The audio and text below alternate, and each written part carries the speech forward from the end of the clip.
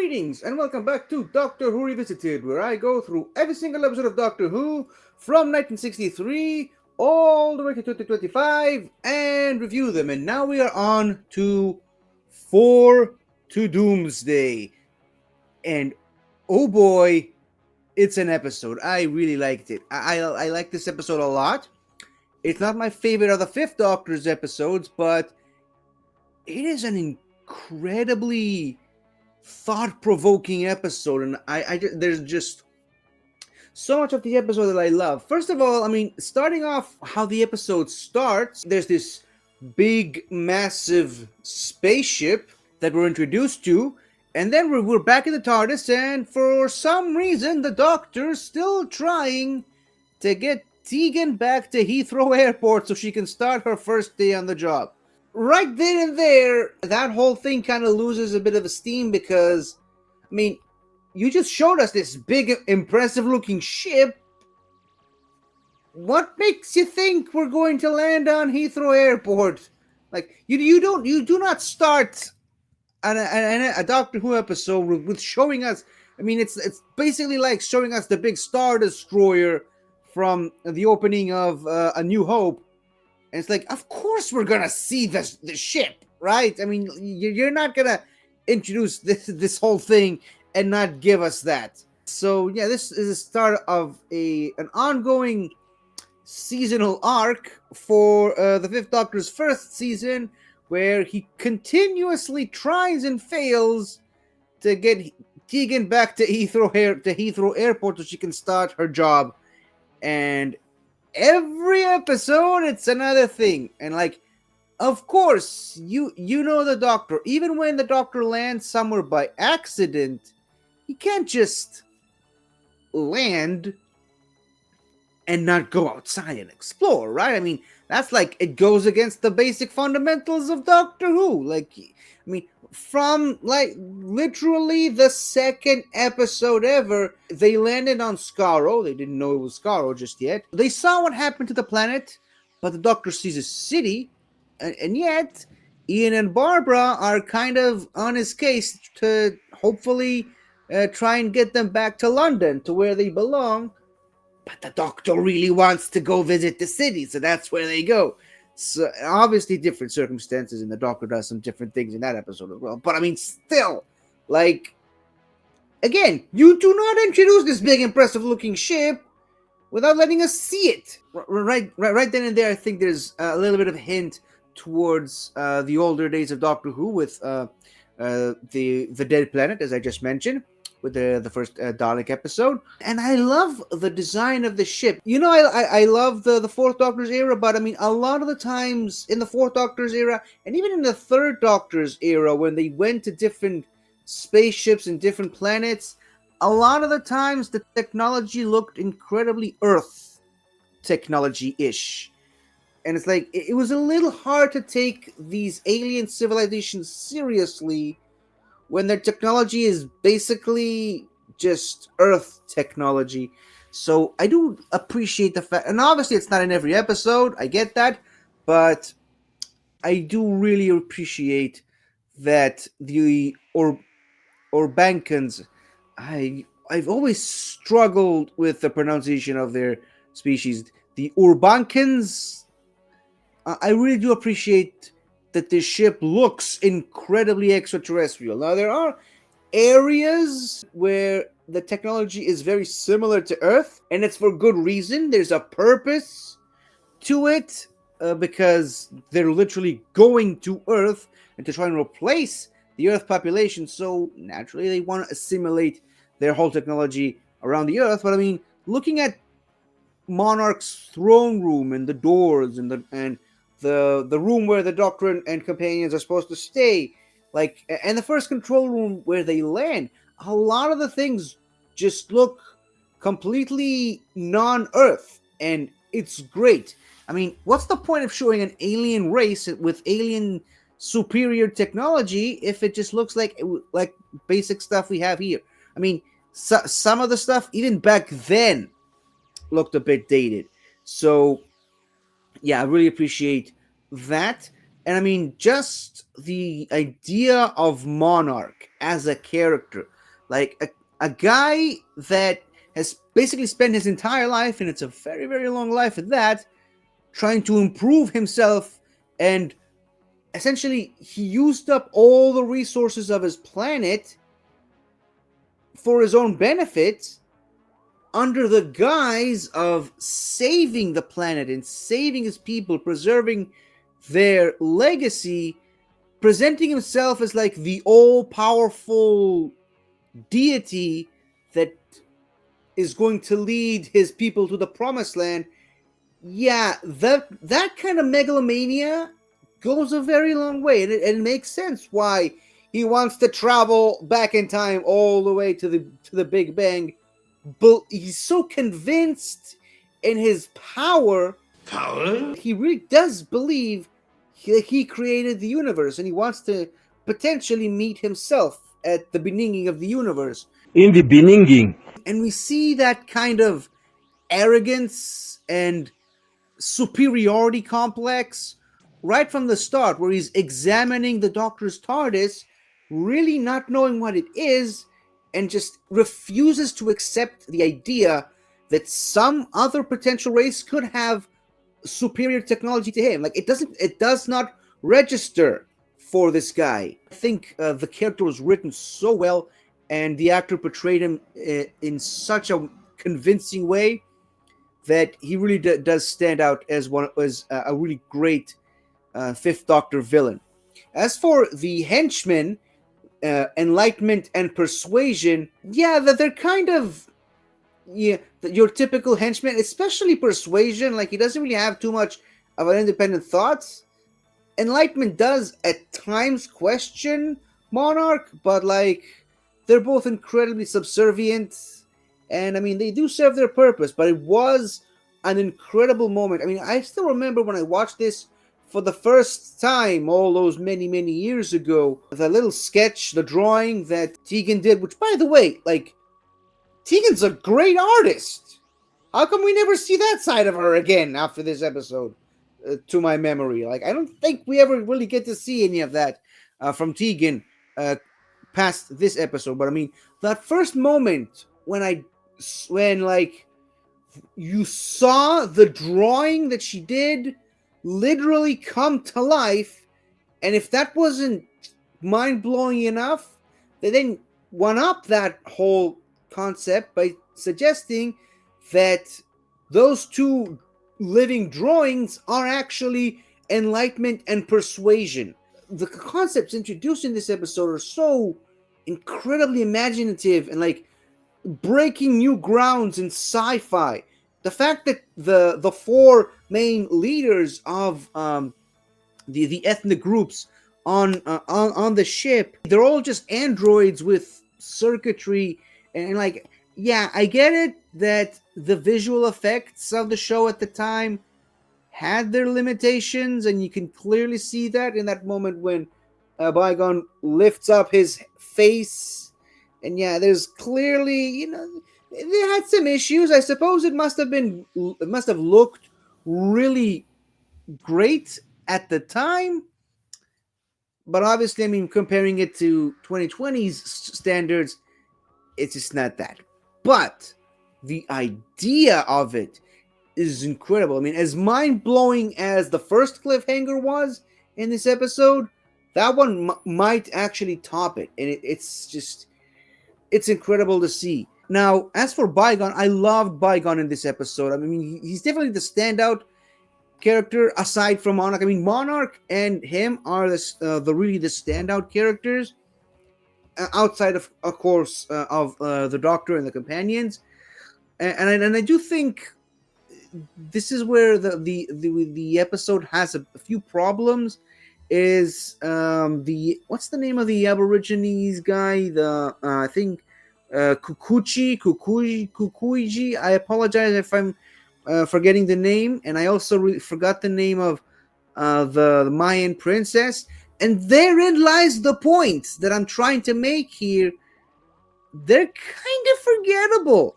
They're not in the episode much. I mean, I think Kukuji and the Mayan princess are completely absent from episode 3, from part 3. And it's really just Bygone and Lin Futu. See, I remember the guy's name because he's in the episode more. So yeah, I do think those two characters were incredibly underdeveloped. But I suppose it's on some level I do understand it because for whatever reason, Bygone and Lin Futu can speak perfect English. I guess it's the TARDIS translation matrix, even though that idea hasn't even been introduced in the show yet. But I mean, Kukuchi, if that's really his name, he speaks native Aborigines, and like the Mayan princess refuses to talk, which, you know, that does kind of limit what you can do with the characters. And another thing that I think really does go underdeveloped. I mean, I loved the idea that all the different rooms, all the different ethnic groups are doing different tasks. Like the Aborigines people are tending to the plants and the flowers and the poisons. Obviously, the Greek people are doing the mathematic stuff in the library, and the Chinese are doing all the I guess you can call it medical stuff with the whole removing of the memories and putting the data chips and whatever. We don't really get to see what the Mayans are doing in this episode on the ship. I suppose maybe the novelization of the episode expands on that a little bit, but it would have been nice to get more meat on those bones specifically for this episode. This episode's not perfect; it's got a lot of flaws. This being one of them, of course. Like they focused more on one specific group, which of course are the Chinese. I mean, because it's the room that they were stationed in is kind of the most important to the story, so it makes sense for that. But at least with the recreation stuff, I loved the recreation stuff, and I love how they got to include all the different cultures into one room, and I especially loved the ending where they just had all of them at the same time doing their thing, because Monarch's whole thing is like he likes to be in control, he likes to remove free will and freedom, and to see this literal anarchy over there and the frustration on his face was really well worth it in that moment. So yeah, I really did appreciate that. I loved all the different sets, and the costume design of all of those different ethnic groups is amazing. Look at how good Doctor Who can do diversity when it's not even trying that hard. Yeah. So people who say that the Doctor Who today is trying to be too inclusive and too diverse, look at this episode. So yeah, this episode is just so incredibly creative, and you know what? It doesn't just do. What I love about this episode is it doesn't just do diversity and inclusion for the sake of diversity and inclusion. It actually fits the story that they're telling. That Monarch kept making trips back and forth between Urbanka and Earth in all these different centuries, which kind of brings up an interesting point. Like, yeah, Tegan can speak fluent Aborigines, so that's another talent that apparently she has that is never brought up or mentioned again, similar to her drawing skills. But more than that, like they say, Kukuchi was taken from Earth 35,000 years ago, and the language somehow stayed the same. Like, he should be speaking the Aborigines language from 35,000 years ago. I doubt there's any trace of that exact dialect still existing in 1980s Australia when where Tegan was probably brought up. So that's a bit of an inconsistency. Well, maybe I'm just making it I'm making it a bigger deal than it actually is. But yeah, that's a little something that kind of bothered me about this episode. What else? I just love how the Doctor so creatively manages to disrupt the camera things. What were they called? Minopticons, I think they were called. And I love how he just keeps coming up with different ways of how to disrupt them. There's dropping the hat on it and with the device that make the sound. There's spinning them around with the sonic screwdriver. And I love how he uses Bygone as a distraction for some of them, and in others he just throws the cricket ball as a distraction. And there's the magnifying glass. So yeah, there's a lot of different ways to trick these floating camera ball things. But then again, there's another inconsistency in this episode, because the Doctor does mention there's a magnetic field around one of them, and it kind of looks like, it's impenetrable, and he can't push his hands through it. And then, in the next scene, he just throws his hat on it and blocks it. So, what happened there? It's a bit of an, again, maybe I'm making it a bigger deal than it is. Maybe the fact that there's a magnetic field around it doesn't mean that it's like a force field blocking anything. I don't know. I guess I'm just searching for an excuse to why that scene worked. But I did I loved how the Doctor disrupted all the Minopticons in this episode.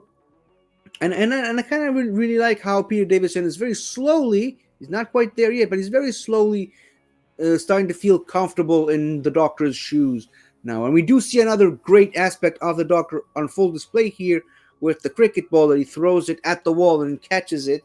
The scene itself looks incredibly dated by today's standards, but I mean, on paper, if you shut your brain off and turn on the imagination circuits, the scene's actually pretty cool, I would say.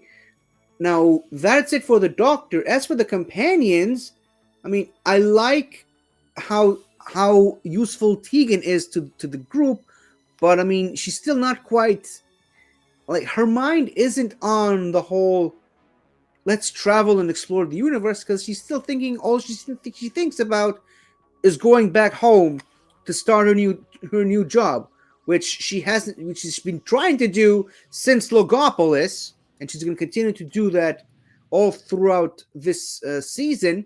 But yeah, she does make a lot of mistakes, and she does, at times, can be a little bit selfish in her goal of reaching where she needs to go, such as when she just runs off and tries to fly the TARDIS on her own, and like she just breaks down. And it does kind of wear on me to see such a confident, strong female character break down like that, like what she did in the TARDIS when she started crying and started hitting stuff. But I mean, we've all we've all had those moments of frustration where we just wanted to throw things at the floor and scream and everything. So yeah, I suppose I kind of gave her a pass on this episode.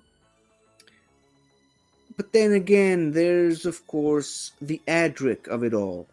And like I did say, I mean, as much as I praised Adric these past couple of episodes for his contribution to the show, there is no defending this character in this episode. Like, he is an idiot, and even the Doctor says it straight to his face.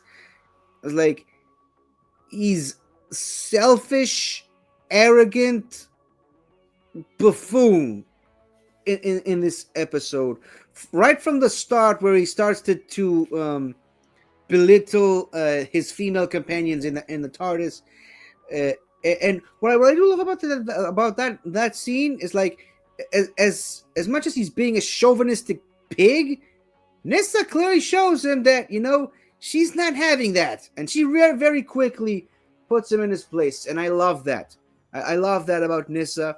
And later in the episode, he kind of tries to be a little bit more protective of Nyssa and very more antagonistic towards Tegan, much to his detriment, because I mean, she kind of kicks his ass later. But yeah, Adric has done a lot of goofing up in this episode. I mean, like, he literally tells Monarch everything he wanted to know about the Doctor, or rather, everything he thought he needed to know at that moment. And like, yeah, he's bad. He's a bad companion. And I said this earlier. He was useful in a couple of the previous episodes, but I mean, it's his arrogance and pig-headedness that really gets him into trouble most of the time, and we're going to see that happening a lot all throughout the season. And yeah, I can't wait for that.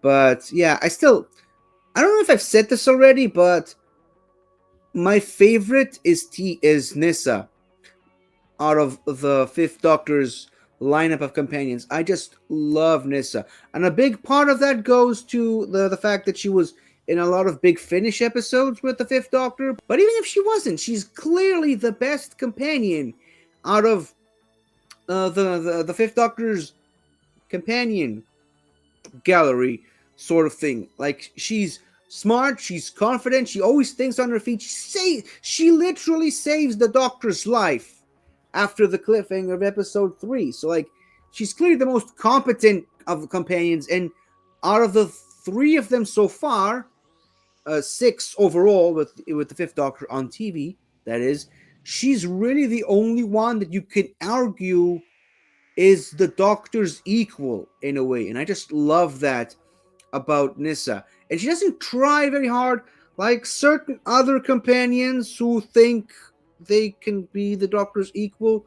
Like, she doesn't make such a big deal out of it, and she's very humble in the way she just does things, and she gets things done. She clearly can operate the sonic screwdriver with no problem, and like, it's always her intelligence that gets her out of these situations, and she does not play the damsel in distress. I mean, she does get captured a bunch of times in the episode, and the Doctor has to save her, but like, she doesn't play the victim too much, and I love that. I love that about Nissa, and yeah, I can't wait to see more episodes with Nissa and the rest of the TARDIS team with this Doctor. Overall, like I said, it's a very, very good episode.